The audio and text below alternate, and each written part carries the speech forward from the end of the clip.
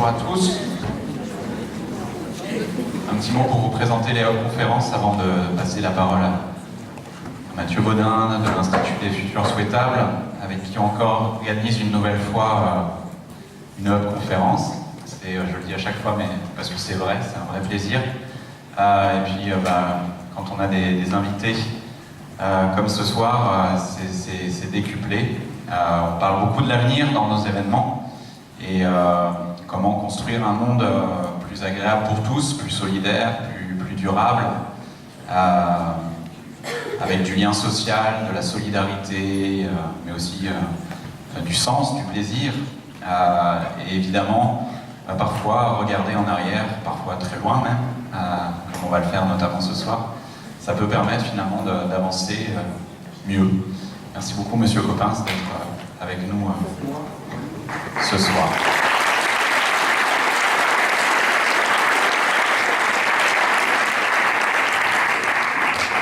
Je m'appelle Nicolas Froissart, je travaille pour le groupe SOS qui impulse ces événements quasiment toutes les semaines. Les Hub Conférences, c'est la 114e.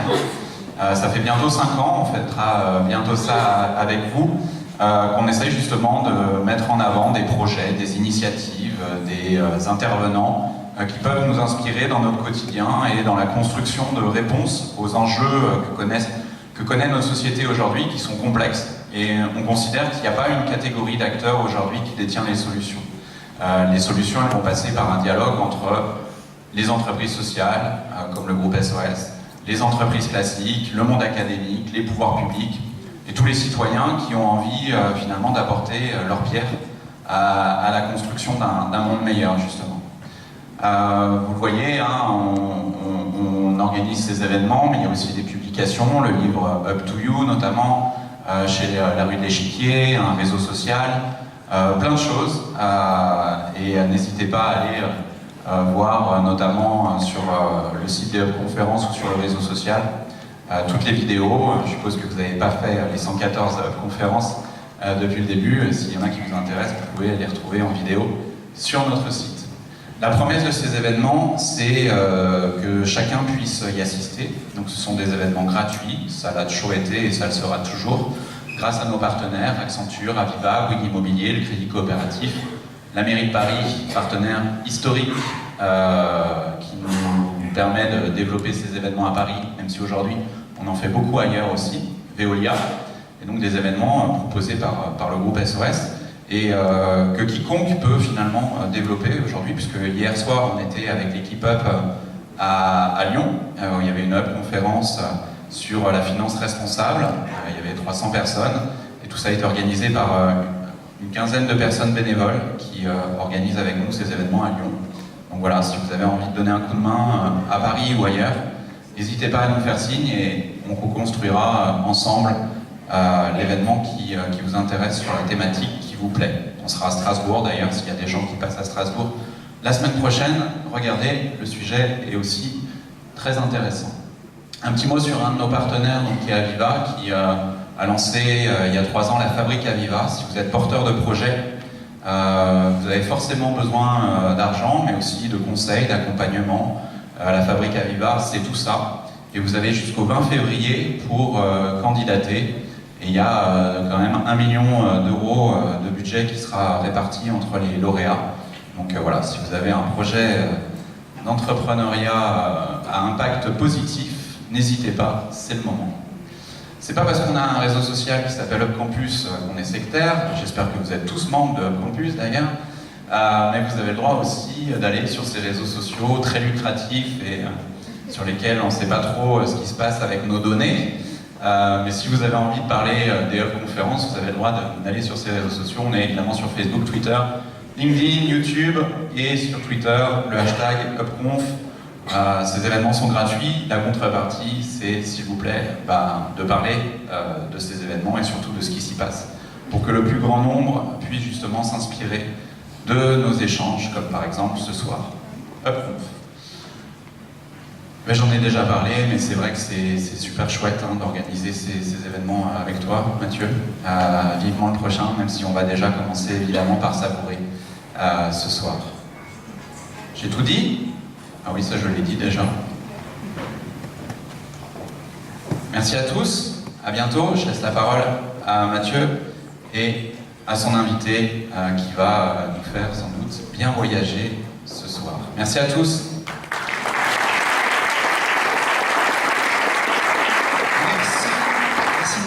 Merci d'être aussi nombreux pour partager ce moment avec nous. Moment incroyable s'il en est, puisqu'on va parler de nous, finalement, de notre humanité, de cette singularité que l'on porte même dans nos gènes, avec quelqu'un qui sait en parler. C'est difficile de trouver quelqu'un qui sait parler de notre humanité depuis qu'elle existe. Yves Coppens, merci, je vous l'ai dit déjà dans l'introduction, merci pour tout ce que vous avez fait pour notre humanité. Et c'est de ça dont on va parler. Et vous le connaissez, Yves Coppens, évidemment. On a l'habitude de le présenter comme un célèbre paléontologue, découvreur mondialement connu de nombreux fossiles humains, dont Lucie. Ouais. Il est professeur au Muséum naturel d'histoire naturelle, il est professeur au Collège de France, membre de l'Académie des sciences, de l'Académie de médecine. Il est auteur de nombreux ouvrages, dont le dernier, Origine de l'homme, origine d'un homme, ses mémoires. Enfin, vous avez hésité à les faire. Merci de nous avoir partagé un peu la quintessence de votre cheminement initiatique qui vous avez fait pendant il y a 440, pas des anecdotes, vous m'avez dit, une succession d'histoires et de tranches de vie. En vrai. Pour nous, à l'Institut des Futurs Souhaitables, vous représentez un résistant romantique, un amoureux tenace, un combattant bienveillant et bien vaillant. Combattant parce que vous refusez encore et toujours à condamner l'humanité, celle qui vous a inspiré votre parcours du Tchad à l'Éthiopie, du Musée de l'Homme au Collège de France, une humanité en constante réinvention, en symbiose avec une nature, une thèse que vous n'avez eu de cesse d'opposer aux déclinologues de tout poil. Mais toujours avec bienveillance, portée par l'amour immodéré de notre espèce, retraçant inlassablement nos origines, parcourant la trame universelle, son regard est rempli des mêmes questions qui illuminaient Homo sapiens il y a des milliers d'années. À défaut de tout y répondre, il porte en lui l'une des plus belles spécificités la plus belle spécificité. Super. Le truc qui fait le petit truc un petit peu là, de l'Homo sapiens, celle déjà de se poser des questions. Le timing, on a une discussion de 40 minutes tous les deux. J'ai un certain nombre de sujets à investir pour nous. Et puis on a 45 minutes d'échange avec la salle. Et ensuite, vous allez avoir un espace dédicace pour celles et ceux qui le souhaitent. Vous allez avoir 30 minutes pour ça. A priori, à 20h45, on finit. Et au fond de la salle, vous allez pouvoir dialoguer en direct avec M. Coppens. Mais avant, j'aimerais remettre en contexte un petit peu la réflexion de ce soir. Et quand je dis remettre en contexte, j'aimerais partir d'il y a 4,6 milliards d'années. Alors 4,6 milliards d'années, c'est déjà un choix historique. Vous savez qu'on date de 15 milliards, a priori. Et si on peut mettre l'horloge, et on va résumer sur 12 heures ce qui s'est passé en 4,6 milliards d'années. On est d'accord, on est au point zéro. Il y a la création, c'est très égoïste, de la Terre. Yves, vous intervenez quand vous voulez, avec facétie, si vous le souhaitez. J'interviens tout de suite. On peut commencer beaucoup plus tôt, ouais. Beaucoup plus tôt, puisque la Terre tourne autour d'une étoile, que l'étoile fait partie d'une galaxie, que la galaxie fait partie de l'univers, et que l'univers, on en a une petite idée, non pas de son origine, parce qu'on n'en sait rien, mais de sa perception. Je trouve ça très joli d'ailleurs. Quand vous parlez aux astronomes ou aux astrophysiciens et que vous leur dites quelle est l'origine de l'univers, ils vous répondent c'est une question ouverte. Alors ça, vous êtes tranquille. Hein. Si c'est ouvert, les sciences n'en savent rien, donc il n'y a pas de réponse. Par contre, on arrive à dater, vous savez bien l'histoire du Big Bang, on n'est pas sûr d'ailleurs que ce soit un Big Bang, que ce soit une explosion, mais ça fait rien. En tout cas, ce qu'on peut dater, c'est la première perception de l'univers. Et cette première perception de l'univers, elle a 13 milliards 700 millions d'années, 13 milliards 700 millions d'années, c'est-à-dire en gros 14 milliards d'années. Alors on peut partir de 14 milliards d'années, et puis vous baladez à travers l'univers, vous baladez avec de la matière qui change en permanence dans des conditions physiques qui, elles, ne changent pas, c'est extrêmement important, et puis arriver à votre tout petit chiffre là, de de même pas 5 milliards d'années, c'est pitoyable. Hein. Des genoux. 4 milliards 600 millions d'années, avec l'apparition, en fait, l'émergence, non pas la création, hein, un peu douteux ça, l'émergence d'une étoile, qui est le Soleil, et autour de cette étoile, la poussière qui n'a pas réussi à s'accréter à l'étoile, c'est comme ça qu'on dit, c'est un terme savant, et qui fabrique des comètes, des planètes, et ce que les astrophysiciens aussi appellent des objets. J'adore ça. La Terre est un objet, voilà. Un objet de 4 milliards 600 millions d'années. Maintenant, on peut y aller.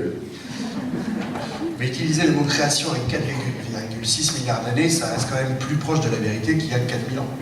Avec les créationnistes américains. Non, mais d'accord. Mais création, en fait, oui. Bon. L'apparition d'un objet, il y a 4 milliards 6 d'années. Et puis, vers 4,5 milliards d'années, donc on est à 15 secondes de notre aventure, la Lune apparaît. Donc on ne sait pas trop comment, peut-être qu'elle a été percutée, c'est un morceau de terre qui se décroche. Ce qui est sûr, c'est qu'à 30 secondes, la croûte terrestre arrive, la Terre se refroidit, formation d'une croûte, d'une surface, ce sont l'âge des premiers continents, des roches métamorphiques qui se sont formées en profondeur. Et à 45 secondes de notre aventure, l'océan recouvre la Terre. L'eau inonde notre planète. 2 minutes plus tard, nous sommes à l'apparition, nous sommes à 3,8 milliards d'années, l'apparition de la vie sur Terre. Quand on dit vie, c'est là où vous allez relativiser un petit peu aussi l'utilisation du mot vie, dans un océan primitif avec les premières bactéries unicellulaires. Oui, juste un mot à cet égard. 3 milliards 8, c'est pratiquement 4. Moi, j'ai toujours dit 4 parce que c'est un chiffre rond. C'est comme 14 pour 13,7. Donc 4 milliards d'années, c'est vrai. 4 milliards d'années dans l'océan, c'est vrai. C'est une accumulation de molécules qui, curieusement, s'entourent d'une membrane, et ça finit par faire un autre petit objet qu'on appelle cellule. Et cette cellule, vous allez peut-être le dire, a une capacité extraordinaire, c'est celle de se reproduire. Et ça, c'est ça la vie, quoi. La reproduction. Au lieu d'être une petite molécule comme ça toute seule, au lieu d'être un petit atome tout idiot, c'est un petit objet qui va pouvoir se reproduire et qui se reproduit tout de suite. Alors, détail tout de suite, parce qu'on s'en servira par la suite, l'histoire commence avec des êtres vivants extrêmement simples. Extrêmement simples. Je réutiliserai ça tout à l'heure. On continue ? Ouais. Allez. 3 minutes 52, 3h52, pardon, la formation des premiers continents. Ça va nous servir pour nous. C'est la tectonique des plaques qui rentre en jeu dans notre aventure. Et là, c'est là où vous intervenez, la vie microbienne apparaît dans les océans. En quoi ça, c'est fondamental pour nous? C'est la plus grande mutation de notre planète qui est en marche. Qu'est-ce que ça apporte, cette vie microbienne? Ça apporte un élément nouveau dans la matière. La matière, elle est d'abord inerte, vous venez d'en parler, et puis elle devient inerte et vivante. L'inerte est toujours là, et en même temps, elle devient vivante.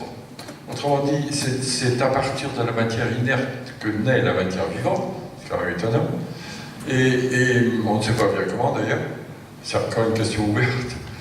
Et ce qui est intéressant, c'est de dire que, comme les Anglais, quelquefois, il y a au sein d'une continuité une discontinuité. Quelquefois, un petit peu plus, ça devient différent. Autrement dit, 2 et 2 font 4, normalement, et quelquefois, 2 et 2 font 5 ou 6, c'est quand même drôle. Hein. Et là, des atomes et des atomes, ça fait des molécules. Des molécules et des molécules, ça fait d'autres molécules. Puis tout d'un coup, des molécules et des molécules, ça fait une cellule. Donc c'est dans la continuité et en même temps c'est autre chose. Ah, je ne le dis pas. En tout cas, c'est une période qui va durer longtemps. Quand je dis longtemps, c'est vraiment très longtemps. Donc ça prolifère, mais ça évolue, ou ça prolifère en quantité. Ah, ça prolifère en quantité. En quantité. Ça, ce n'est pas bien compris, ça ce n'est pas bien perçu. Je pense que c'est compris quand même. Parce que les roches conserve moins bien ces restes extrêmement anciens.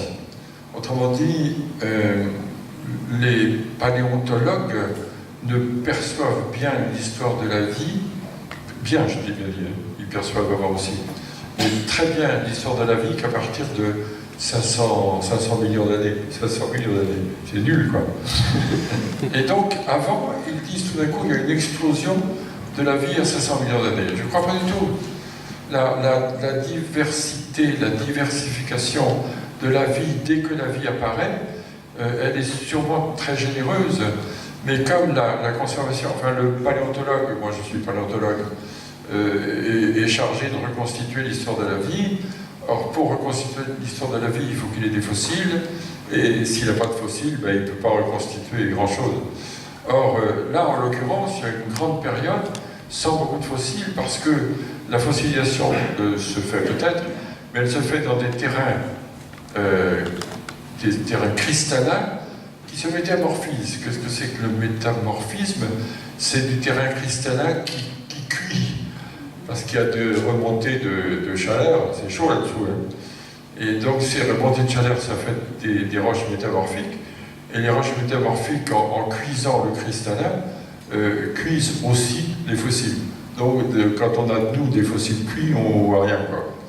Donc voilà en gros. Et l'arbre apparaît à 11 heures. On a des arbres, des fossiles, et là on commence le travail du paléontologue. 13 minutes plus tard, 11h13, la Pangée. La Pangée, c'est le continent, tous les continents sont réunis dans une unique masse continentale, qu'on appelle la Pangée. À 11h20, les dinosaures arrivent. Les premiers dinosaures se développent dans un règne qui va durer pendant plus de 160 millions d'années. Ça, vous en avez des fossiles. Oui, ça, on a des fossiles, puis ils sont suffisamment gros pour qu'on les voit. Hein. Et vous en avez même trouvé des sacrément gros au Kamtchatka et ailleurs. Votre mammouth, le dernier en date, il faisait combien? Ah oui, mammouth, attention, hein. Mammouth c'est un mammifère, c'est pas du tout... Non, mais vous êtes un arpenteur de... Non, mais je vous raterai pas. Hein. Alors, je précise, moi, j'ai atterri en fait hier soir, je suis en décalage complètement, il est 2h du matin, donc vous avez bien compris que c'était des heures et pas des minutes, merci de m'avoir souligné ça. En tout cas, nous, on arrive, puisque nous, c'est pas nous, est-ce que nous, Toumaï, c'est nous? Est-ce que le premier hominidé qui arrive à 11h58, Toumaï, il y a 7 millions d'années, on le considère? C'est un pré-nous, mais c'est un nous quand même. Je m'explique, la grande histoire, elle est juste avant Toumaï. Juste avant Toumaï, il y a ce qu'on appelle les ancêtres communs. Les ancêtres communs qui sont, comme c'est dit, ancêtres communs à la fois des chimpanzés et des hommes. Les êtres les plus proches de nous dans la nature actuelle, ce sont les chimpanzés. Donc, dans une perspective, dans une pensée évolutive, ça ne signifie qu'une seule chose, c'est que les chimpanzés et nous sommes cousins. Et donc, à partir du moment où les ancêtres communs, 10 millions d'années Afrique tropicale, sont là, les ancêtres communs ont des enfants, ça va de soi, et les enfants se trouvent, non par hasard, dans un milieu couvert ou dans un milieu beaucoup plus ouvert. Milieu couvert, c'est simple, hein, mais il faut bien retenir ça parce que après ça va tout seul, presque tout seul. Donc, ancêtre commun, grand-père et grand-mère, voilà, partagé avec les chimpanzés, c'est charmant. Et puis ensuite, des enfants, et les enfants, par hasard, sont dans la forêt et dans le paysage beaucoup plus ouvert, autrement dit, forêt claire et prairie. Et pourquoi ça change comme ça? Pourquoi de la forêt, pour les ancêtres communs, on passe à un petit peu de forêt et un petit peu de forêt découverte? Parce que la Terre s'englace. C'est le sud, le sud de la Terre, le pôle sud, tout l'Antarctique qui se forme. Et l'Antarctique se forme probablement, parce que le Soleil a des humeurs, le Soleil a peut-être des éruptions nucléaires à ce moment-là, peut-être parce que la Terre tourne différemment sur son orbite, et qu'il y a un coup de froid parce qu'elle s'est éloignée du Soleil, peut-être parce que la Terre a changé son axe sur son écliptique. Comme elle tourne sur son orbite, elle a un axe sur l'orbite, et l'axe peut-être a changé. Enfin, on ne connaît pas très bien la raison, toujours est-il qu'à ce moment-là, alors que l'Arctique n'existe pas, l'Antarctique apparaît. Donc s'il fait froid à un bout, il fait sec à un autre bout. Il fait froid au bout de la Terre au sud, et il fait sec sous les tropiques. Et la sécheresse sous les tropiques, c'est un changement d'environnement. Changement d'environnement, ça oblige les êtres qui sont dans ce milieu à s'adapter. Et l'adaptation se fait de notre côté à nous, c'est tout pareil, par le redressement du corps. C'est étonnant ça, hein? On redresse le corps. La nature, l'évolution bricole, moi ça me tue ça quelquefois. Se mettre debout, on est compte debout. La preuve c'est que je suis assis. Et vous avez vu, je marche mal. Et quand on est debout, on a des phlébites, on a des varices, on a des hémorroïdes. Et il faut en plus pomper le sang jusqu'au cœur. Quand on est à quatre pattes, on a moins à pomper. Là, quand on est debout, tiens, il faut pomper. Moi, je suis assis, ça va. Non, je plaisante, mais c'est vrai que le redressement du corps, c'est une drôle d'histoire, quoi. Et à ce moment-là, mais je vous redonne la parole, bien sûr, enfin je vous redonne, vous reprenez la parole quand vous voulez. Je ne le permettrai pas. Donc, avec Touma et avec les autres, on va en reparler de Touma, enfin avec ces préhumains, ces tout premiers préhumains, ceux qui apparaissent au moment où apparaissent les premiers pré-chimpanzés, eh bien, le redressement du corps, c'est à la fois des êtres qui sont debout, ça c'est incontestable, corps est redressé, qui marchent donc sur leurs pattes de derrière. Quand on est debout, on marche sur les pattes, les membres inférieurs, et qui continuent à grimper. Ça c'est formidable. Il y a double locomotion. Alors ce ne sont pas de vrais intermédiaires, parce que dans l'évolution, ce n'est jamais des intermédiaires. Mais quand même, ce qu'il faut retenir, c'est qu'ils grimpent un peu comme ceux d'avant, et ils marchent déjà un peu comme ceux d'après. C'est drôle, hein? Et c'est Lucie qui nous a appris ça. C'est dans mon labo. Ça arrive. Pas moi d'ailleurs, mais les collaboratrices, c'était des filles, Brigitte Senu et Christine Tardieu, ont trouvé ça. Brigitte Senu était en train d'étudier le membre supérieur, elle m'a dit il grimpe. Je dis vraiment. Et Christine Tardieu, en étudiant le genou, m'a dit ça ne marche pas. C'est beau. Je crois qu'elle n'a pas fait exprès, mais en effet, ça ne marchait pas, ça grimpait. Donc, c'est préhumain, c'est étonnant, hein, se mettre debout, donc ils marchent un peu, mal, et ils continuent à grimper, et ils font les deux pendant des millions d'années. Notre histoire est très, très originale. Mais je peux vous raconter une histoire de chez nous. De toute façon, après l'étape d'après, c'est Lucie, donc c'est encore vous. Oui, c'est encore moi. Enfin, c'est moi tout le temps. Hein. Alors, deux choses à peu près au moment de cette divergence, là, chimpanzé et homme. Je voudrais vous raconter l'histoire des chimpanzés. Certains l'ont déjà entendu, mais tant pis, parce que je l'aime bien. Puis je raconte, forcément, je suis âgé. Sûrement, j'aurais pas écrit mes mémoires. Donc, l'histoire des chimpanzés, c'est une histoire qui m'est arrivée avec un ami très, très sympa, qui est mort maintenant, hélas, qui était directeur du zoo de Vincennes, du parc zoologique. Aujourd'hui, on dit parc zoologique, à l'époque, on disait zoo, c'est pareil. Et comme il avait des chimpanzés, on s'est dit tous les deux, tiens, on va voir si les chimpanzés sont vraiment nos cousins. Et on va faire une expérience. Alors, dans une salle, là-bas à Vincennes, on a mis des bananes au plafond. D'ailleurs, je ne vous dis pas, hein, accrocher des bananes au plafond. Essayez, c'est pas facile.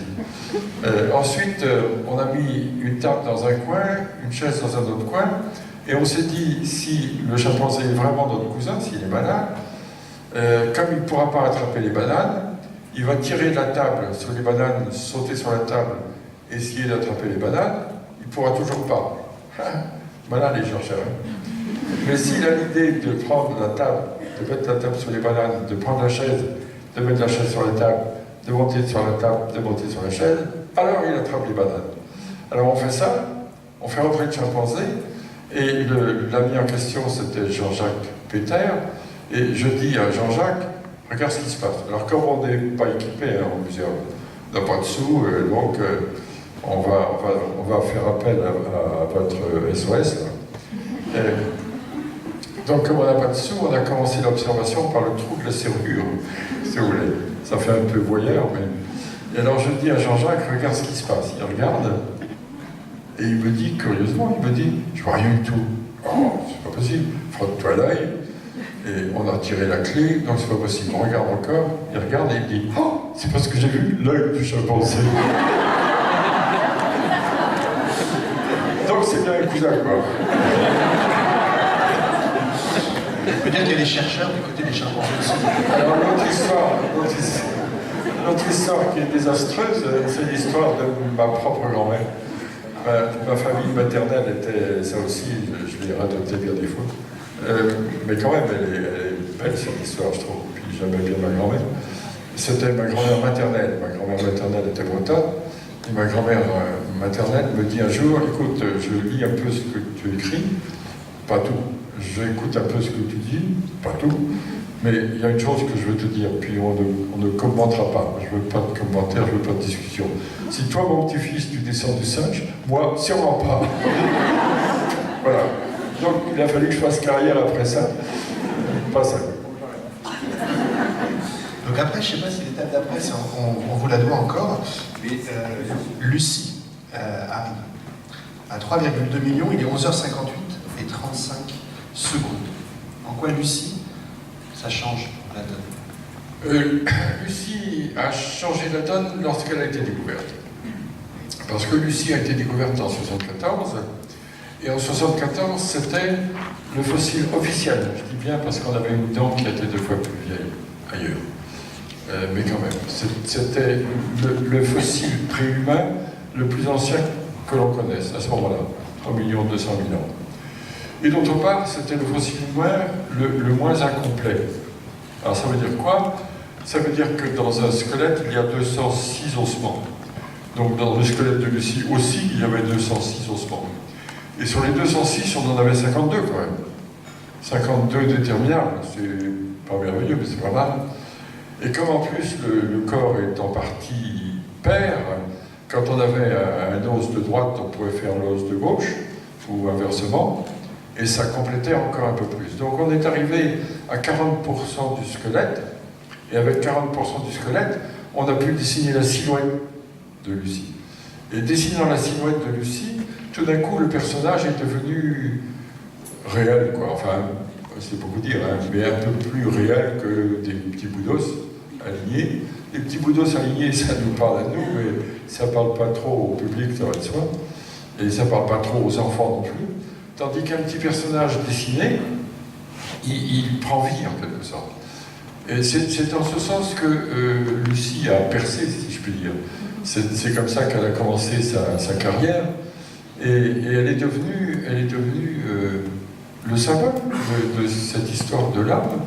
Et on a trouvé depuis beaucoup plus ancien, puisque on a trouvé Aurorine qui a 6 millions d'années, on a trouvé Ardipithecus qui a 5 millions 8, on a trouvé un autre Ardipithecus qui a 4 millions 4, on a trouvé Australopithecus à la mène 6, faut que je vous en passe, qui a 4 millions aussi, on a trouvé Toumaï qui en a 7.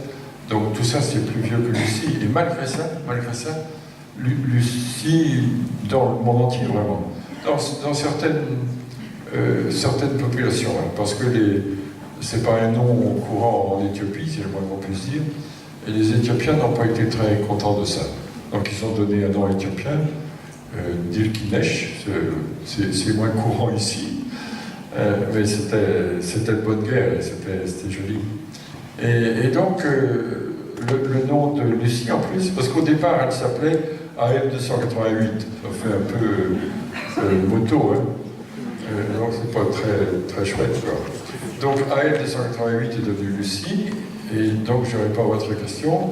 Grâce à son prénom, grâce au fait qu'on a pu la reconstituer, grâce au fait que c'est sur elle qu'on a vu qu'elle marchait et qu'elle grimpait, grâce à son âge, grâce au fait qu'on a dit de manière un peu rapide peut-être qu'elle était l'ancêtre de l'homme, elle fait partie des ancêtres, oui. Elle n'est peut-être pas l'ancêtre direct, mais elle fait partie des ancêtres. Donc tout ça a fait qu'elle est devenue fameuse. Au point, j'ai une autre histoire, bien sûr. C'est qu'un de mes amis a fait un film, je crois que c'était pour France 3, je ne suis pas sûr, je crois. Et je m'appelle Yves. Et pour être gentil avec moi, ce film sur l'histoire de l'homme, il l'a appelé Yves, Lucie et les autres. C'est chouette, hein? Yves, Lucie et les autres. Eh bien, il y a eu un coup de téléphone d'un journal de télévision que je ne nommerai pas à mon secrétariat pour demander des photographies des deux squelettes.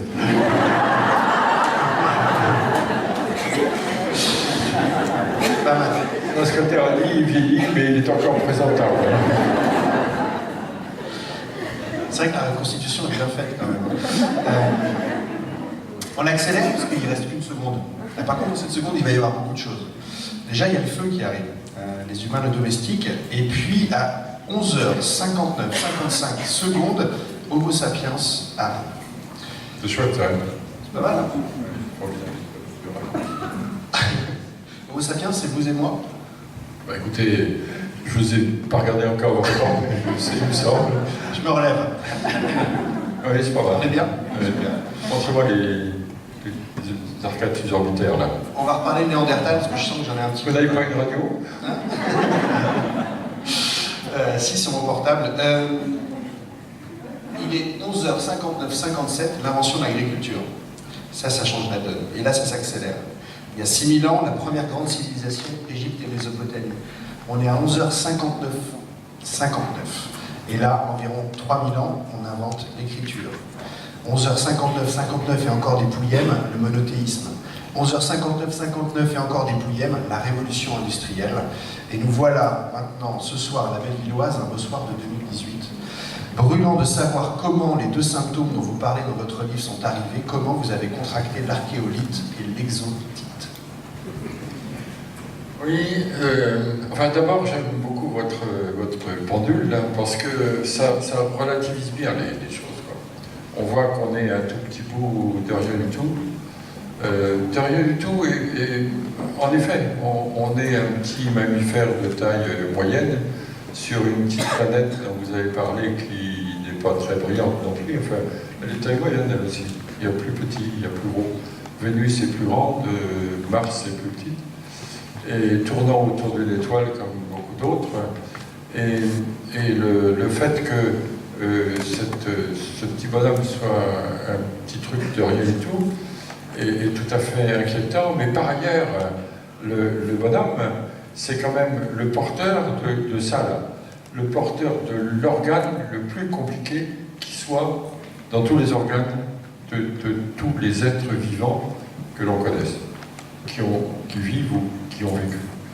Donc c'est amusant, je disais ça l'autre jour à une journaliste au téléphone, c'est une journaliste suisse, peu importe, et je lui dis, après avoir parlé là tous les deux, regardez les gens oublier leur corps, puisque le corps est fait pour supporter le cerveau, et songer que tout ce qui se passe, toutes les opinions, tous les avis, tous les débats, toutes les opinions politiques, toutes les opinions religieuses, c'est là que ça se passe, c'est juste au-dessus, là.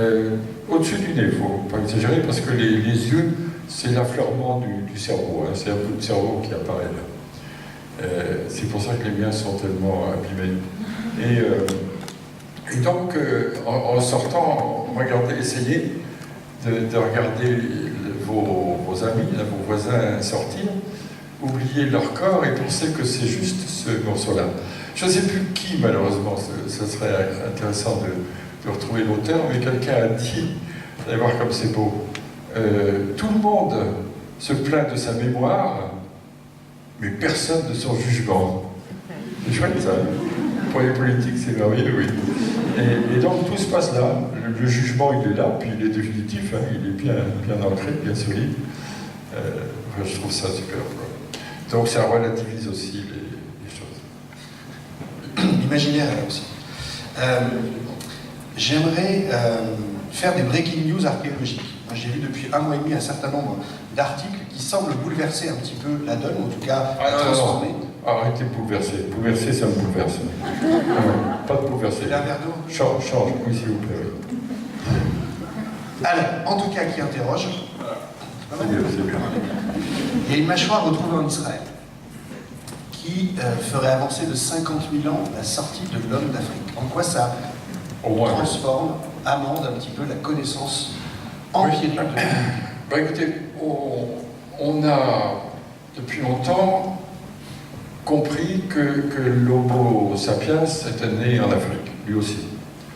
Quand je vous parlais de l'homme né en Afrique tout à l'heure, du préhomme, le préhumain c'était 10 millions d'années, l'homme c'est 3 millions d'années. Hein. C'est intéressant à savoir ça d'ailleurs parce que préhumain, 10 millions d'années, installation de l'Antarctique, même chose à 3 millions d'années.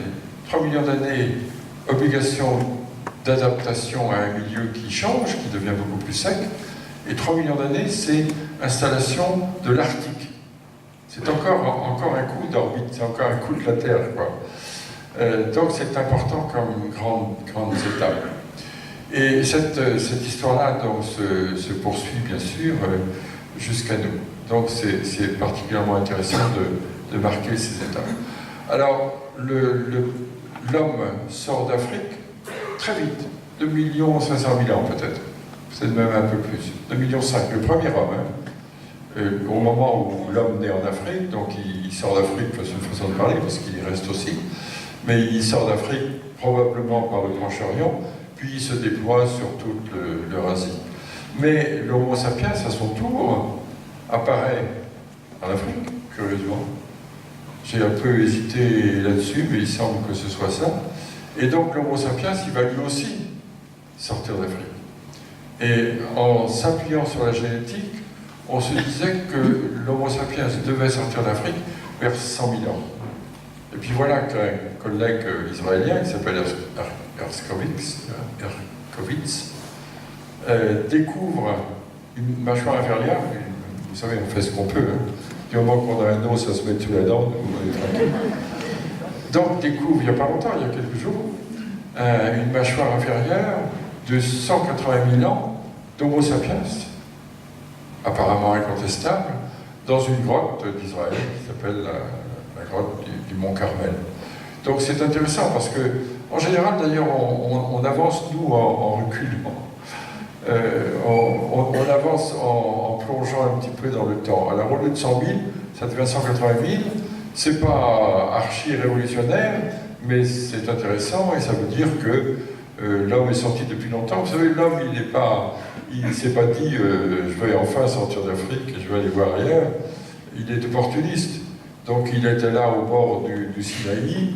Il avait peut-être pu à manger en territoire africain. Le passage était possible, l'environnement était le même, le climat était le même. Il est allé un petit peu plus loin, puis il est arrivé au Proche-Orient. Puis du Proche-Orient, il est parti soit vers l'ouest, soit vers l'est, soit vers l'Europe, soit vers l'Asie. Et par opportunité, encore une fois, non pas pour conquérir la terre, mais il s'est trouvé qu'il l'a quand même conquise. Donc, très intéressant. Moi, je trouve ça très intéressant. Et 180 000, c'est pas rien, c'est-à-dire que d'un coup, c'est boosté de, vous dites 50 000, mais c'est même probablement un peu plus. C'est vrai qu'on a dit 130 au début, 130 000 ans, mais de manière curieuse, sans doute par leur formation, les gens qui font de la génétique, les généticiens, ont tendance à avoir des échelles courtes. Et les paléontologues ont tendance à avoir des échelles longues. Trop longues de notre côté, trop courtes du leur. On va y revenir sur la génétique. Il y a une autre chose qui, moi, m'intéresse particulièrement, c'est le succès de Sapiens, de Yuval Harari. Véritable succès de librairie, 5 millions d'exemplaires vendus dans le monde, traduits dans 42 pays. En France, 250 000 exemplaires. Il est resté au top numéro 1 pendant 70 semaines. Tout le monde le magnifie, je trouve que c'est exceptionnel. Moi-même, qui connais bien l'histoire, j'ai appris plein de trucs. À chaque page, j'ai pris des notes incroyables. Comment vous expliquez le succès de quelqu'un qui raconte l'histoire de l'humanité de son début à Google? Tout ce que je souhaite, c'est que mon livre suive cet exemple. Non, je plaisante pas, je serais content. Ce que je pense, c'est que tous les êtres humains ont besoin de racines. Et j'ai entendu, moi je ne suis pas philosophe du tout, hein, Mais j'ai entendu un jour un philosophe développer un petit peu ça, et c'était très intéressant. Et je crois qu'on a besoin d'origine.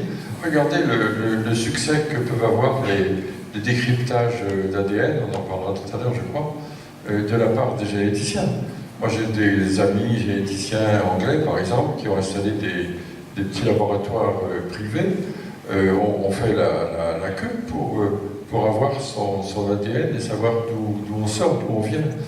Donc, chacun est intéressé par ses origines et ne rejette pas du tout cette information. Et donc, le fait qu'il y ait ce gros bouquin accessible, en effet, lancer ça sur Google, c'est pas rien. Ce gros bouquin accessible et lisible, gros bouquin, c'est un gros machin, ça a intrigué, ça a intéressé sur le plan scientifique, sur le plan intellectuel, mais intéressé plus profondément, je crois. Plus profondément. C'est vraiment une petite angoisse de savoir d'où on peut bien sortir. Moi, je connais des gens, ça me serait difficile, vous les connaissez aussi, ça me serait difficile de dire leur nom parce que c'est un peu privé, qui m'ont dit, je n'ai pas de parents, j'ai été trouvé, et je serais tellement heureux que tu m'aides à savoir qui étaient mes parents. Donc c'est un besoin profond. Et je pense toujours aux Américains blancs, les Américains noirs peut-être un peu moins, puis j'en connais moins, j'en connais quand même quelques-uns, mais les Américains blancs, qui sont d'origine essentiellement européenne, dès que vous bavardez un petit peu avec eux, au bout du premier quart d'heure, ils vont vous dire moi j'ai une arrière-grand-mère qui vient de Normandie, j'ai un arrière-grand-père qui est hollandais. Enfin, ils sont toujours tout à fait heureux d'avoir cette belle racine installée en Europe. Ça veut dire que ça leur manque, quoi. Ils sont trop fraîchement installés sur ce nouveau monde qui est en effet le nouveau monde à tous égards. C'est vrai que la question des origines est au cœur justement de votre métier et que l'ADN a profondément transformé tout ça. Est-ce qu'on peut passer une vidéo qui est en fait une publicité? C'est une publicité pour Momento, qui est juste une agence de voyage, je vous le dis tout de suite, mais par contre elle est remarquablement bien faite.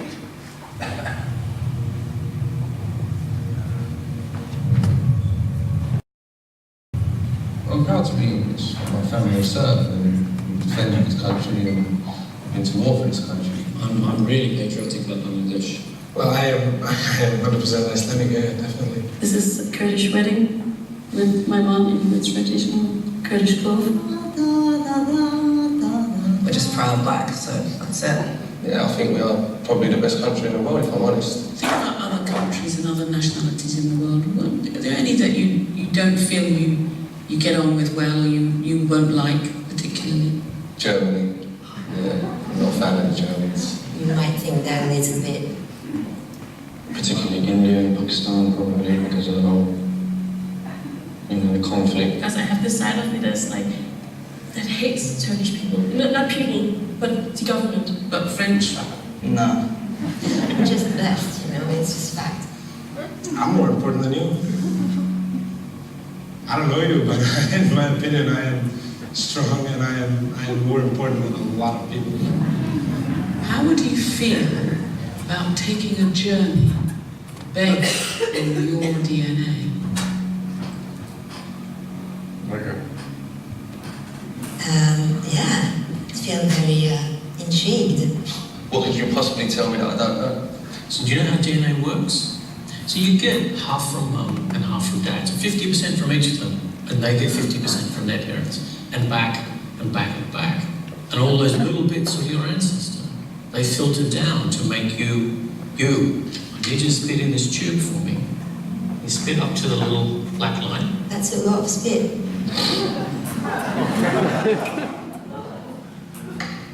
The story of you is in that tube. What's it going to tell me? It's going to be, oh yeah, you're French, and wait, your grandparents are French, and wait. 50% Bengali, solid Iraqi. I'm Cuban. Can you tell me that I'm English? No, I've told you.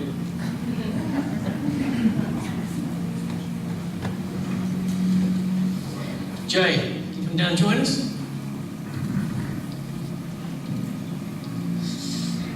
a little bit nervous, I have to say.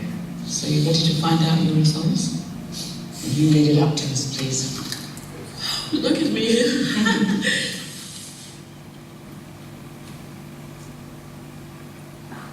Oh my god. Oh, wow. Shit. I didn't expect that.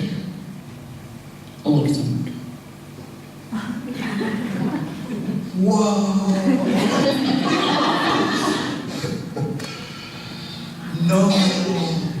No. Caucasus, which was Turkish. Eastern Europe, Spain, Portugal, Middle East.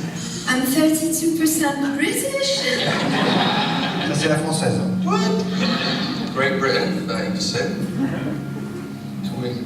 5% German. I'm Irish. Yeah. So I'm a Muslim Jew. Great Britain, 11%. You saw these results online? Eastern Europe. Iceland is definitely moved closer to Europe. I'm going to go a bit far right now, but this should be compulsory. There would be no such thing as like extremism in the world if people knew their heritage like that. Like, who would be stupid enough to think of such thing as like a pure race? In a way, we're all kind of cousins, in a broad sense. In a much more direct sense, you have a cousin in this room. Turn around and guess who it is.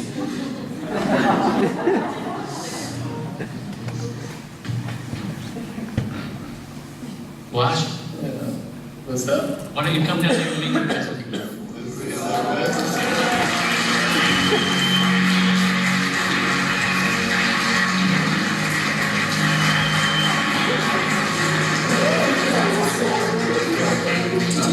I didn't know I did. I'm starving right now, I swear to God.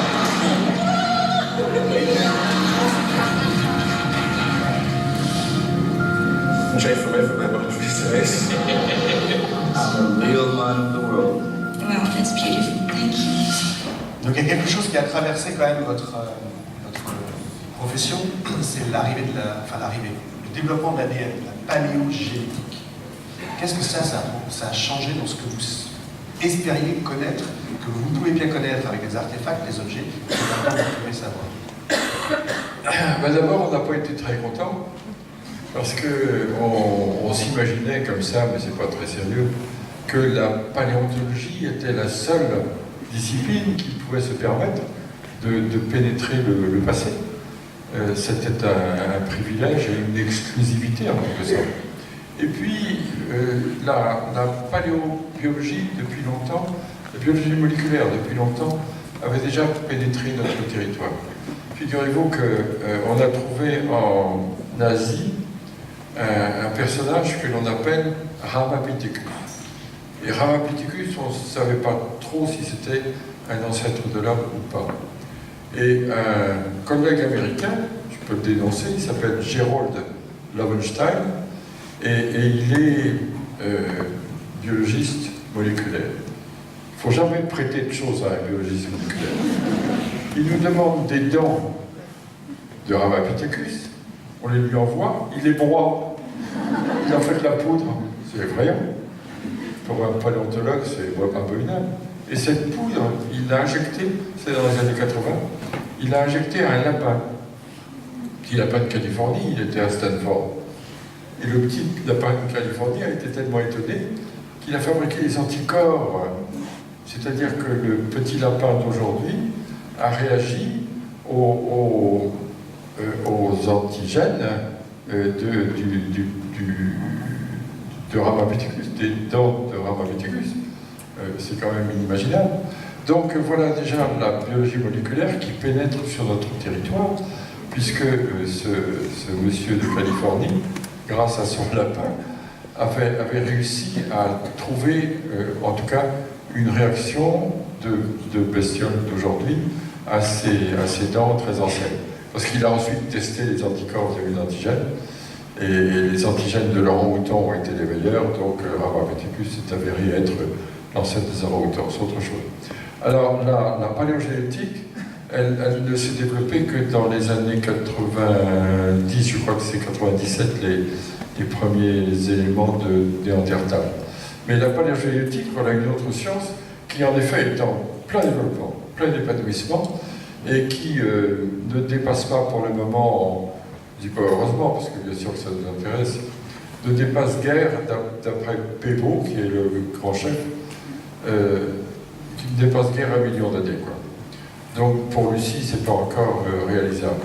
Mais les progrès sont fulgurants, donc c'est une science qui avance à toute allure, c'est une science qui va ou confirmer nos histoires, ou les infirmer, ou en tout cas apporter d'autres éléments, puisque nous, hélas, on se contente de ce qu'on peut faire, c'est-à-dire mesurer des os ou mesurer des dents, vous l'avez bien compris, et on les décrit. On décrit leur anatomie, on décrit leur allure, on décrit leur usure, on décrit leur tissu, on décrit leurs isotopes internes, mais ça s'arrête là, tandis que eux, avec leur ADN, vont pouvoir trouver les filiations, et les filiations, ça va donner à la fois les arbres génétiques, quoi, c'est-à-dire les arbres phylogénétiques, c'est-à-dire les arbres généalogiques, non seulement de chacun d'entre nous, mais de chaque bestiole, de chaque être vivant d'aujourd'hui et d'hier. Et d'autre part, les migrations. Ça va permettre de pouvoir suivre les gens pour savoir d'où ils viennent et où ils vont et dans quel sens ils se sont dirigés, par où ils sont passés, enfin, etc. Enfin, c'est magique, quoi. Donc, chapeau, salut à la paléogénétique. Et la paléogénétique, on l'a dans les pattes, on l'a dans les pieds actuellement. Et évidemment, c'est un apport considérable à la paléontologie. Et ça viendra, encore une fois, ou supporter ou infirmer ce que les paléontologues, depuis des 2 siècles, s'efforcent de mettre en ordre. Alors, injecter des morceaux de dents dans un lapin, je trouve ça chelou. De la part de l'américain, j'ai pas tout compris, mais par contre, ce que j'ai pas compris dans la paléogénétique, c'est comment on peut savoir à travers le sang qu'on vient de Perse. Parce que c'est persan. Comment vous l'avez cherché, hein? Ouais, c'est pas grave. Oui, ben, c'est une histoire d'ADN et de filiation. C'est-à-dire que les ADN, c'est quand même 3 milliards de nucléotides, 3 milliards de paires de bases à reconnaître. Or, ces paires de bases sont dans un certain ordre, et cet ordre-là n'est pas le même pour tout le monde. Donc si on trouve que l'ordre des nucléotides est le même en Iran et dans ce sang de ce personnage dont vous parlez, on peut dire qu'il y a un rapport, et qu'il y a probablement un rapport de filiation, et ça peut aller très très loin. Alors sur les fossiles, pour le moment, l'ADN est très fragile, très très fragile. C'est-à-dire que dès que la personne meurt, l'ADN se brise, c'est une longue chaîne moléculaire, et l'ADN se brise et se détruit souvent. Pebo lui-même me disait que pour avoir un résultat sur un fossile, il lui fallait 20 essais, une vingtaine d'essais. Donc il y a pas mal de déchets et pas mal de temps passé, pas perdu, mais passé. Et donc c'est des brins et des brins et des brins, ça donne une petite séquence de nucléotides, une autre petite séquence de nucléotides, et tout ça, on peut pas, c'est pas comme les films dans le temps, vous savez, quand on les montait et puis qu'on les collait bout à bout, on peut pas faire ça, parce que bout à bout, ça marche pas forcément. Il y a peut-être des recouvrements, d'autres fois il y a des espaces qui manquent, donc c'est pas tout simple. Et la reconstitution, elle se fait avec beaucoup de patience. Ceci dit, pour le moment, la reconstitution se fait de manière théorique. C'est-à-dire qu'on a un brin, on a un autre brin, on a un autre brin, et puis on reconstitue ça sur le papier. Mais la grande histoire, bien sûr, c'est de pouvoir reconstituer l'ADN complet.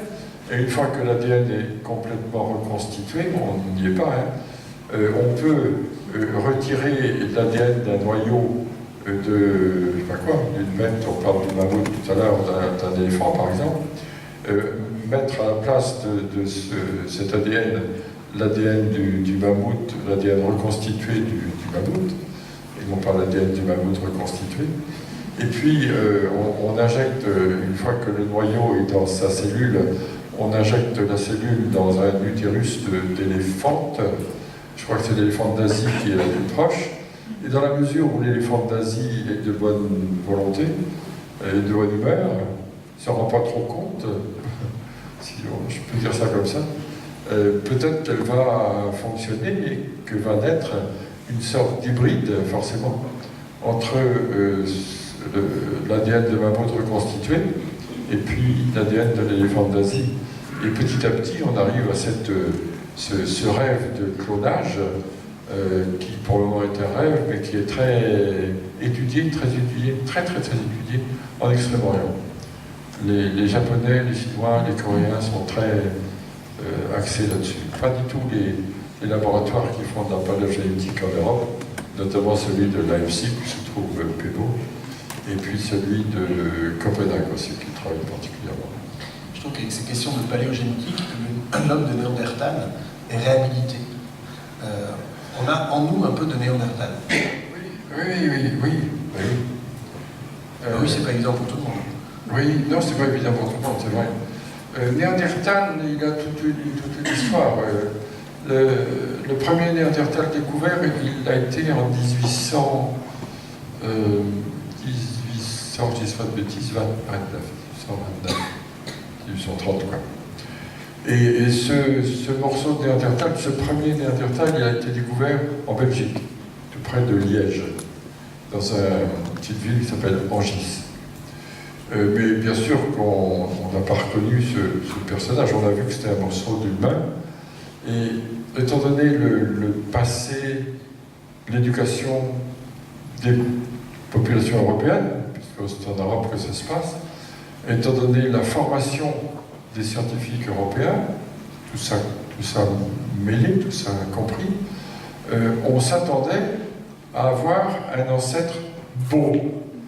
Je suis sûr. Je suis sûr parce que c'est automatique. Sur le plan théorique, on a cherché l'ancestralité de l'homme, mais sur le plan pratique, on ne pouvait pas penser que notre ancêtre, ne soit pas beau dans le sens de l'esthétique du 19e siècle. Donc on trouve ces petits bouts d'hommes anciens à Angis, c'est du Néandertal, mais on n'en sait rien. On trouve d'autres petits bouts de ce Néandertal à Gibraltar, 1848. On trouve d'autres morceaux plus importants du Néandertal à Néander, dans la vallée de Néander, près de Düsseldorf, 1856. Et du même coup, ça a l'air vraiment d'être des ancêtres de l'homme, et ils sont pas bons. Ils ont des grosses arcades au-dessus des yeux, ils n'ont pas besoin de lunettes noires. Ils ont des trous ici, des grands sinus maxillaires qui leur donnent un drôle de visage pour souffler. Ils ont un front qui fuit, un menton qui fuit, ça fait pas mal de fuite, hein. Les bords du visage comme ça qui fuit. Donc vous avez tout ça qui fuit, plus un gros barrage ici, plus des grands bouffées, des grandes joues là, ça fait pas très beau, quoi. Donc cet homme de Néandertal décrit donc pour la première fois très bien à Néander, dans la vallée de Néander, près de Düsseldorf. On l'a boudé, on se dit c'est pas possible. Il ne peut pas être notre ancêtre. Et à partir de ce moment-là, on l'a regardé avec méfiance quand même. On a même considéré que c'était un cas pathologique, etc. Alors le drame de Néandertal a été qu'on a trouvé en 1868, donc très peu de temps après, 1868, dès 1868, on trouve sur les bords de la Vézère un Homo sapiens dans l'abri que l'on appelle Cro-Magnon, l'abri de Cro-Magnon. Donc Cro-Magnon, il est superbe, c'est un Homo sapiens. Donc il a le front qu'on espérait, il a le menton qu'on espérait, il n'a plus les grosses arcades de suborbitaires, il a les joues pas aussi gonflées que Néandertal, et on s'est dit, ça y est, on tient, surtout les Français. Là, on descend celui-là, oui. Pas de doute. trouvé au bord de la Vézère. En plus, tous les gens étaient jaloux. Hein. Les Allemands avaient Néandertal.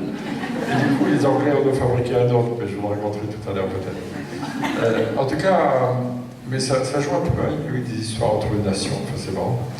Mais le drame a voulu que, trouvant trop vite l'Homo sapiens, il y a eu tout de suite une comparaison qui est grossière.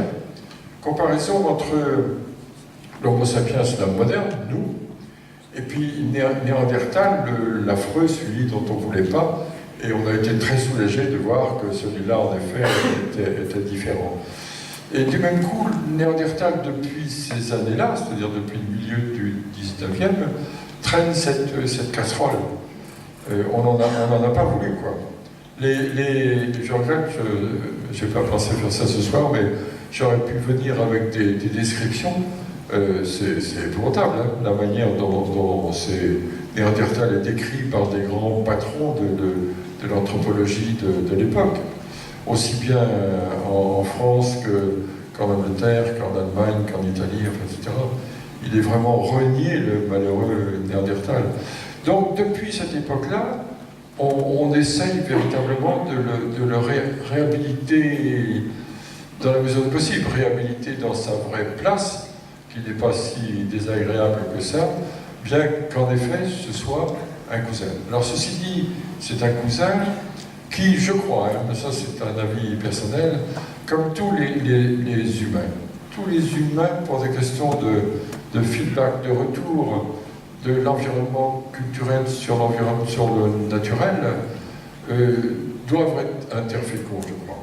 Je crois que l'interfécondité ne s'est pas arrêtée. Enfin, toujours est-il que, grâce à la paléogénétique, on a enfin vu qu'il y avait une petite Cro-Magnon, une petite Cro-Mignonne, qui avait bien séduit un Néandertal, et puis voilà, ça s'était passé. Et du même coup, nous, on a entre 2 et 4% de Néandertal, grâce à cette belle histoire d'amour entre ce fichu merveilleux Cro-Magnon et cet abominable Néandertal. 2-4%, c'est une moyenne, certains en ont plus que d'autres, on a des noms. C'est le moment d'échanger avec un paléo-anthropologue. Genre de questions qu'on a envie de poser, on ne sait pas à qui, c'est maintenant.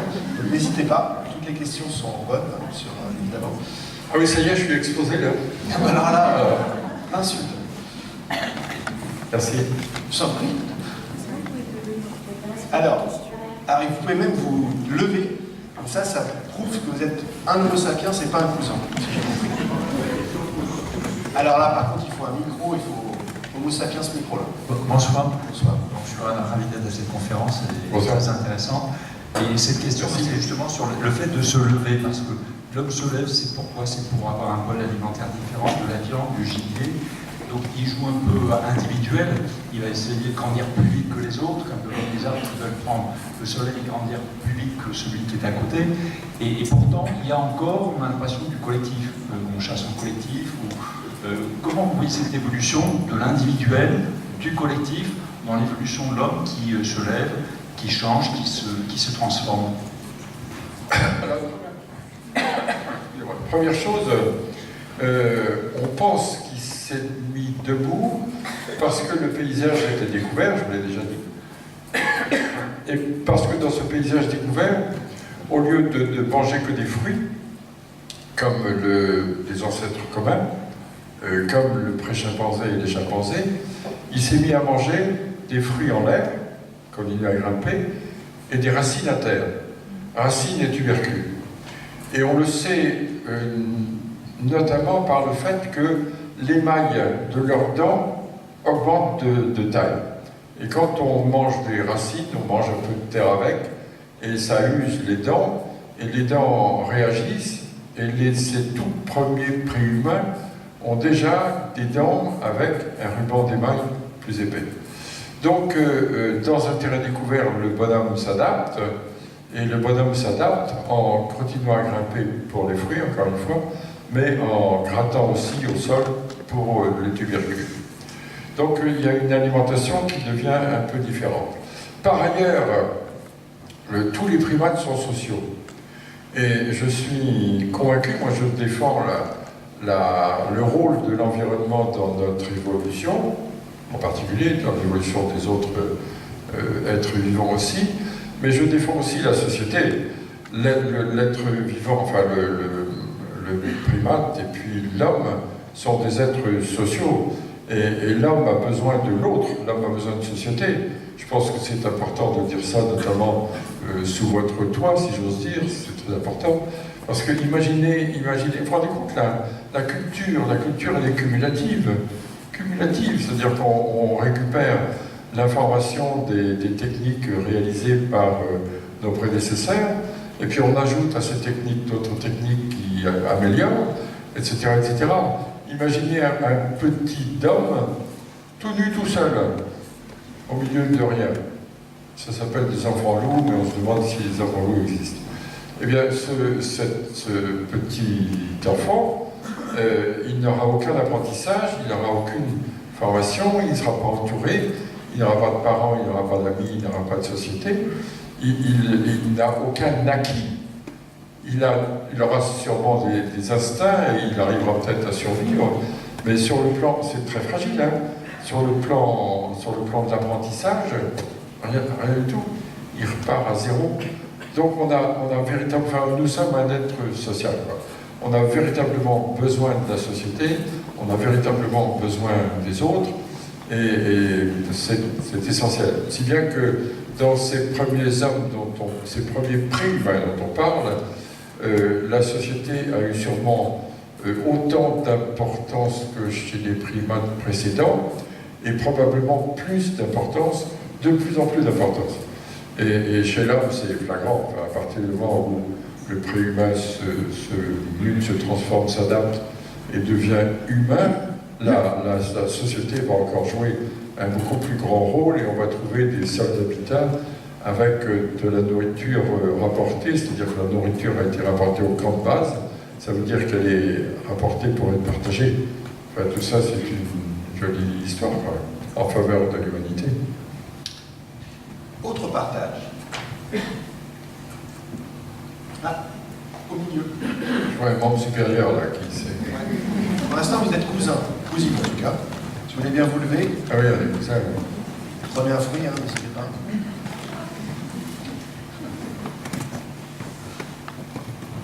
Bonsoir. Bonjour. Alors ma question va peut-être être un peu naïve.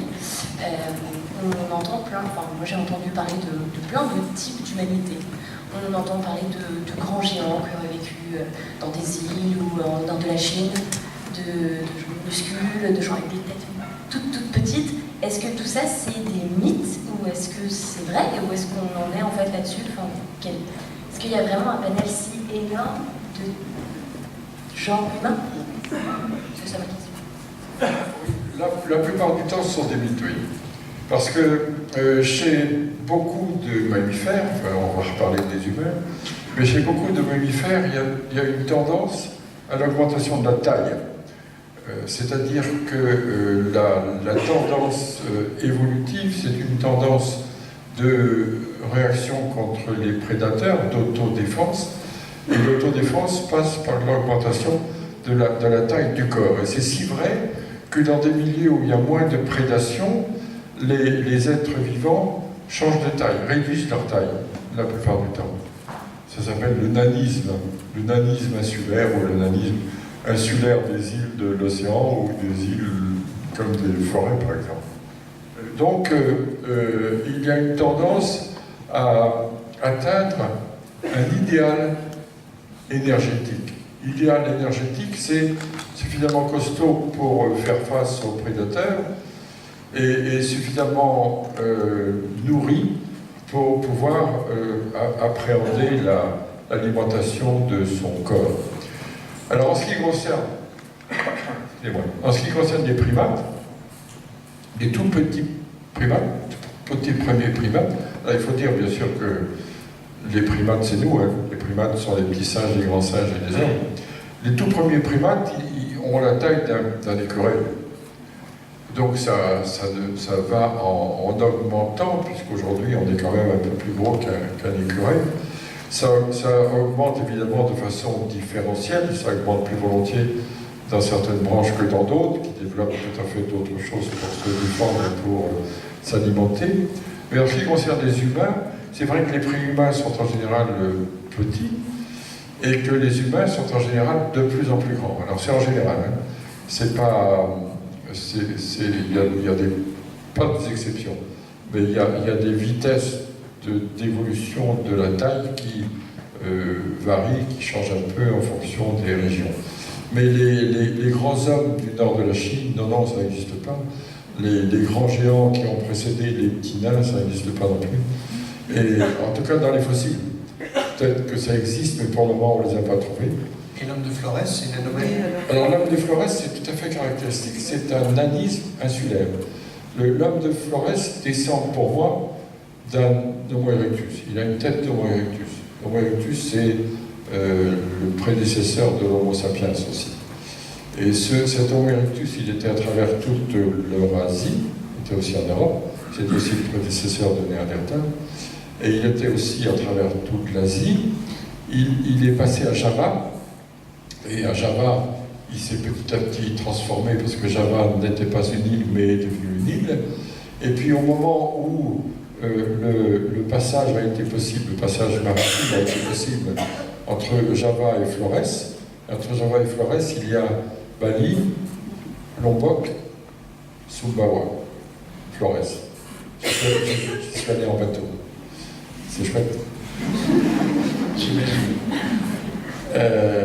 Je suis allé partout. Il y a le pôle sud et la lune que je ne connais pas. Excusez-moi, je me vante là. Je suis même allé en Bretagne. Et donc, le petit homme du Flores avait une taille subnormale, enfin normale pour un Homo erectus, pas encore la taille tout à fait d'un Homo sapiens. Et quand il est passé à Flores, comme dans beaucoup d'îles, la prédation était moindre. Ça veut dire qu'il y avait moins de carnivores, moins de prédateurs, moins de dangers. Et à ce moment-là, les êtres vivants, les mammifères, les reptiles aussi, réduisent leur taille. C'est étonnant, hein? Et réduisent leur taille vite. C'est quelques milliers d'années, quoi. C'est vraiment vite. Et c'est très flagrant. Songez que l'éléphant, par exemple, sur le continent européen, ici, là, il y avait des éléphants qu'on appelait Anticus, Paléoloxodon d'Anticus, peu importe. Et cette bête-là, elle avait 4 à 5 mètres de hauteur au carreau. Eh bien, cette bête-là, elle est passée sur les îles de la Méditerranée, sur les îles qui n'étaient pas encore des îles. Et puis, l'eau a monté, ce sont des îles qui se sont formées, et il se trouve qu'aujourd'hui, on trouve un petit éléphant sur la Sardaigne, on trouve un petit éléphant en Sicile, différent, on trouve un petit éléphant à Malte, différent, sauf fossile.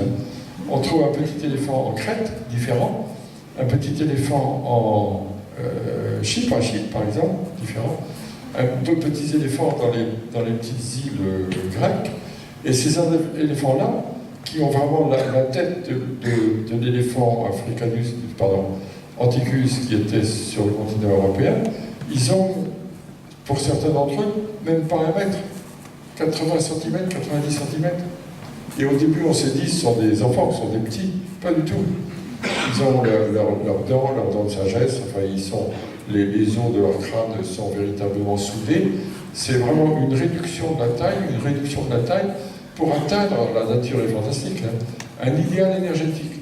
Il n'y a pas besoin d'avoir une taille considérable lorsqu'on est dans un milieu où il y a moins de prédateurs, où il y a moins à manger aussi.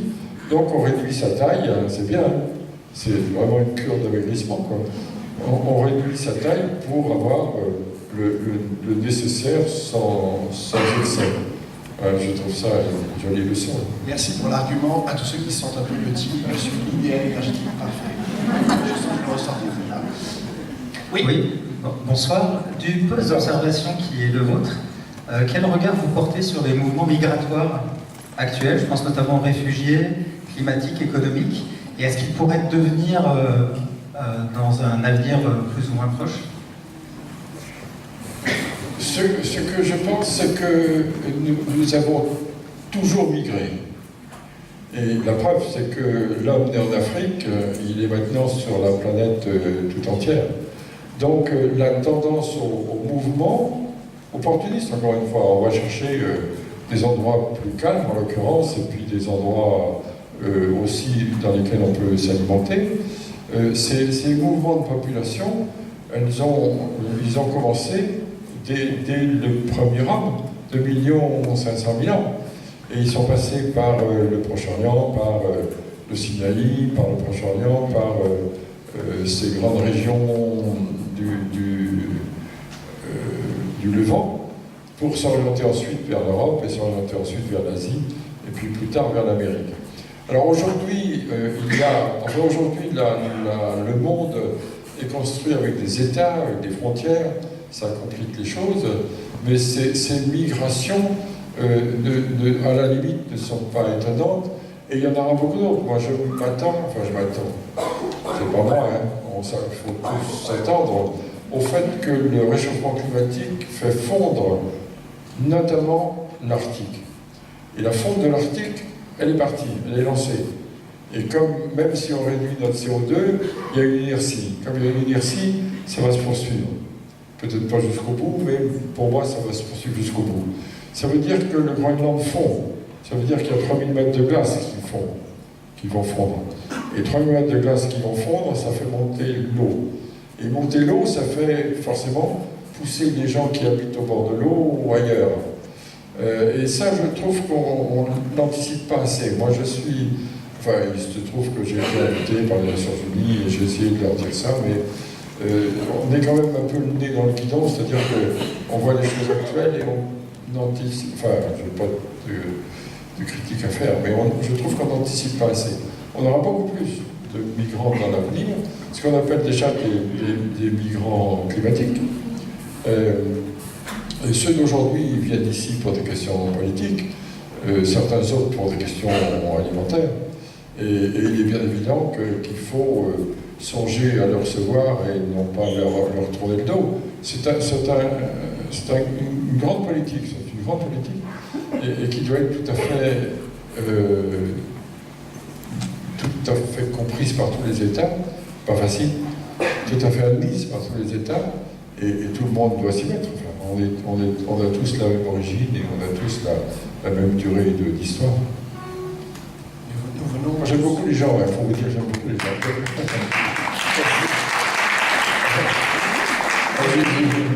Je suis ici pour rien. Comme l'a dit votre ami Michel Brunet, nous sommes tous des Africains. Oui, mais non seulement des Africains, mais on est tous des migrants. Oui. Ah bon? Oui, j'ai une question à vous poser. Concernant la paléontologie, en fait, concrètement, c'est qu'est-ce qu'on étudie? C'est-à-dire, on retrouve des os, et finalement, la forme des os, finalement, on conçoit la mécanicité de cette tête dont on a retrouvé l'os. Et comment on peut déduire d'un os tout ce dont vous nous parlez, en fait? Oui, ça paraît... Il faut le mettre dans des lames. Ça paraît une bonne blague, hein, mais c'est sérieux quand même. Première chose, il y a 200 ans, il y avait un monsieur qui s'appelait Cuvier. Et Cuvier a inventé la loi de corrélation. Ça, c'est formidable. Pour le paléontologue, c'est formidable. C'est-à-dire que, vous venez avec moi, on trouve un petit bout d'os grand comme ça. Ce petit bout d'os grand comme ça, il appartient à un os plus grand, forcément. Et ce petit bout d'os grand comme ça, il est spécifique de l'os dans toute sa taille, et l'os dans toute sa taille est spécifique d'un genre, d'un type d'animal, et pas d'un autre. Ça s'appelle la loi de corrélation. Autrement dit, un type d'os correspond en gros à un type de squelette. C'est chouette, hein, parce que ça évite de se compliquer la vie. On trouve un bout d'humérus tous les deux. Je vous assure que tous les deux, c'est simple. Dans cette salle, mais il faut un peu vider la salle là, pour qu'on ait de la place.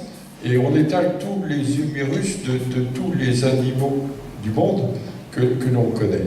Eh bien, de proche en proche, parce qu'on appelle l'anatomie comparée, on ira d'un os, on dira non, c'est pas celui-là, à un autre, on dira non, c'est pas celui-là, un os se rapproche un petit peu, et puis un autre, on dira celui-là, c'est pratiquement celui-là, et puis ça marchera.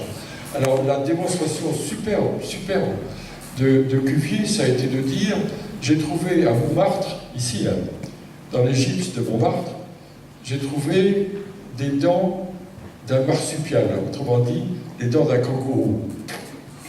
C'est drôle, quand même. Il a dit ça à l'Académie des sciences, l'Académie, c'est gondolé. Hein. Dents d'un kangourou à Montmartre, hein, puis quoi encore. Dans les gypses de Montmartre, il y avait des grandes carrières à Montmartre pour la construction de Paris. Et les grandes carrières de Montmartre, d'ailleurs, faisaient beaucoup de poussière, et c'est ce qui a fait en bas la place Blanche. La place Blanche, c'est parce qu'elle prenait toute la poussière des carrières de Montmartre. Enfin, bon. Et donc, cette petite dent, il a dit c'est un marsupial. C'est un kangourou. Et donc, on s'est moqué de lui, et il a dit écoutez, vous vous moquez de moi, mais on va continuer les recherches, et si par chance je trouve un bassin de cet animal-là, ça sera la plus belle des démonstrations, parce que le bassin de marsupial, il a 2 petits os de plus qui soutiennent la poche du kangourou. Et les recherches se sont poursuivies, et ils ont trouvé le bassin. Et le bassin, après préparation, a montré qu'il avait bel et bien les petits os en question qui sont tout à fait caractéristiques de ces bêtes-là. Donc c'était, dans une certaine mesure, je dis bien, la démonstration de cette loi de corrélation. Alors dans une certaine mesure, parce que quelquefois c'est pas miraculeux et quelquefois on se fout dedans, c'est vrai. Ceci étant dit, par exemple, moi j'ai disséqué un éléphant. Excusez-moi. Ça arrive. C'est drôle. Comme j'ai étudié les éléphants, vous commencez à me connaître un petit peu. Sous la forme d'une boutade, j'avais dit comme ça à un directeur, j'étais jeune chercheur, j'avais dit à un directeur du laboratoire d'anatomie comparée à Paris, si par hasard un jour vous avez un cadavre d'éléphant, faites-moi signe, ça m'intéresserait de disséquer. Moi je plaisantais, lui a pris ça très au sérieux. Et un beau jour j'ai reçu un télégramme, éléphant mort, venir d'urgence.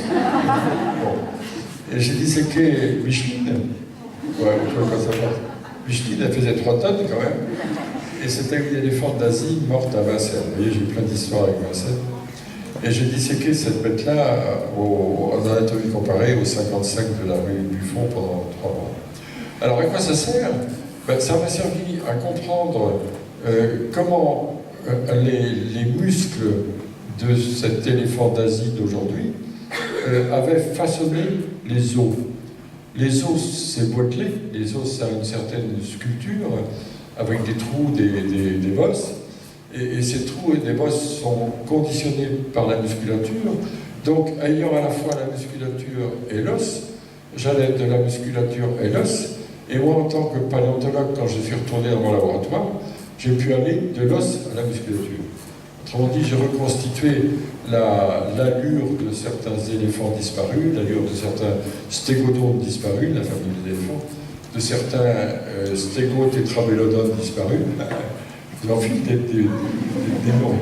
Excusez-moi, je ne suis pas méchant, toujours. Et des mastodontes. Et donc, c'est le jeu.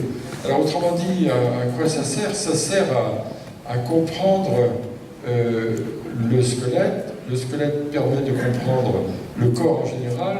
Le corps permet de comprendre les mouvements. Les mouvements permettent de comprendre l'environnement. Et l'environnement, le climat, enfin, de proche en proche, on s'efforce, avec sûrement des erreurs, mais on s'efforce de reconstituer l'ensemble. Et une fois qu'on a l'ensemble, on comprend tout le phénomène de l'évolution, tous les phénomènes de filiation d'une forme à une autre, d'une autre à une autre encore, etc., jusqu'à nous et jusqu'à après nous.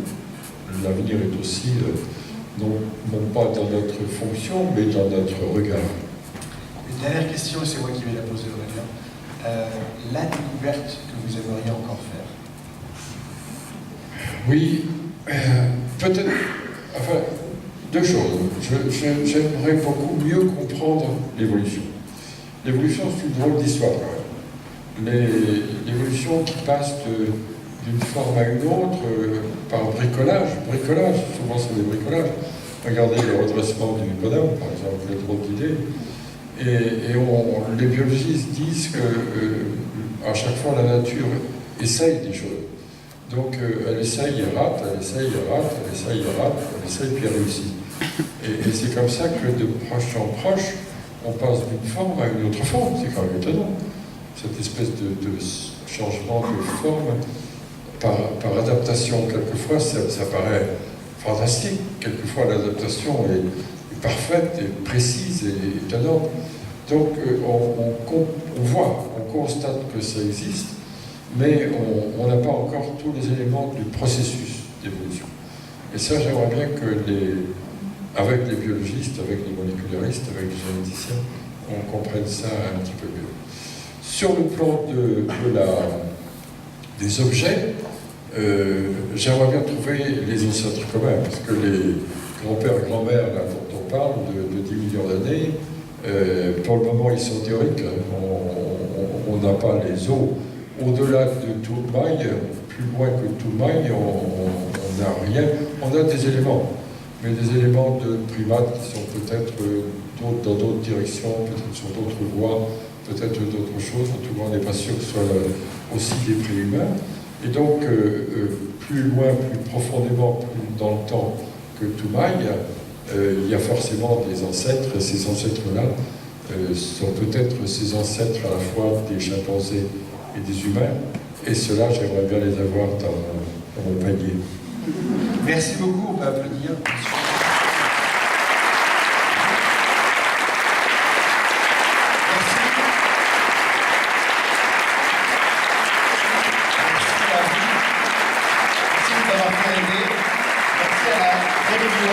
De nous accueillir, merci à vous d'avoir partagé ce moment. Et moi j'ai un cadeau à Monsieur Coppens. Parce que dans le livre, dans le début, vous parlez d'une passion d'enfant, et j'avais la même. Moi aussi j'étais dans les champs à chercher des outils préhistoriques, j'étais dans les tranchées à essayer de trouver des artefacts gallo-romains.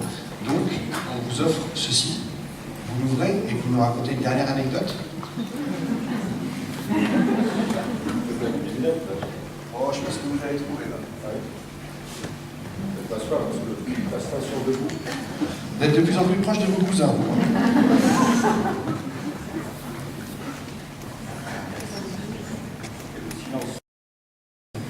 Ouais. Eux, ils sont déjà la réponse derrière vous.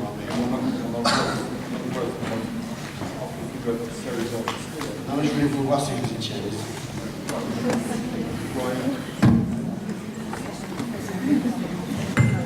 C'est vrai que c'est pas facile, même pour un sac.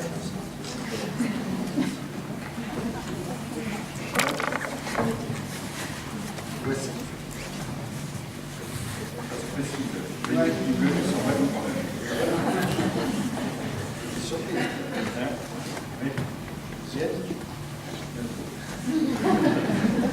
C'est bon, il y a une dédicace après, on parlera à l'auteur.